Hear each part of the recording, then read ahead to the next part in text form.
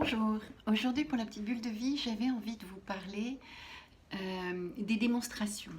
Alors des démonstrations d'amour, des démonstrations d'amitié, comment je montre à l'autre qu'il est important pour moi. Comment je lui fais comprendre par des gestes, par des attentions, que c'est une personne importante. Et ça c'est valable à la fois en amitié, en amour, mais aussi vis-à-vis de soi-même. Comment moi, je me montre que je suis une priorité.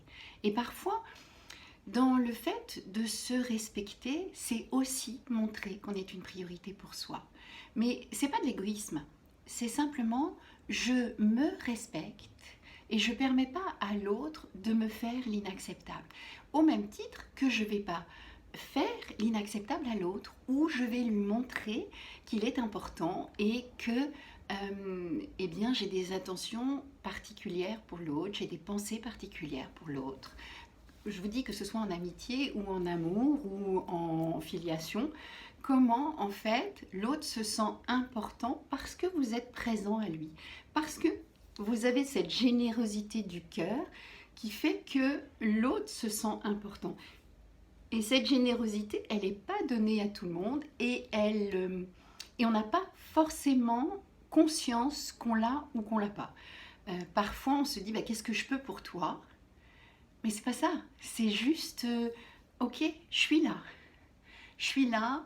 Je suis en pleine présence pour toi. Je peux être à ta disposition dans ce dont tu as besoin, mais je peux juste te montrer aussi que je suis là et que eh bien, tu es important pour moi ou tu es importante pour moi et juste ma présence peut manifester justement l'importance que tu as pour moi.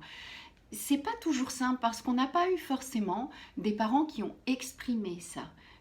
Parce que d'un seul coup, le ménage était plus important, le travail était plus important, les loisirs étaient plus importants ou la préoccupation de bien faire était plus importante. Enfin, il y avait tout un tas de choses où on avait l'impression qu'on passait en dernier ou qu'on passait après après la personne, après l'autre. On pouvait prendre ça pour de l'égoïsme, alors que ça n'était pas. C'est simplement qu'en fait, il n'y a pas eu l'apprentissage de la manifestation de l'amour.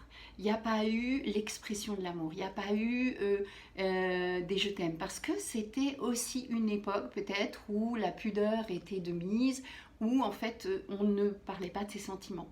Mais aujourd'hui peut-être qu'on peut changer les choses et parler plus et montrer à l'autre qu'il est important pour nous et donc lui faire une place dans notre générosité. Voilà, c'était la petite bulle d'aujourd'hui. Vous pouvez toujours me retrouver sur YouTube, Instagram et Facebook. Bye bye!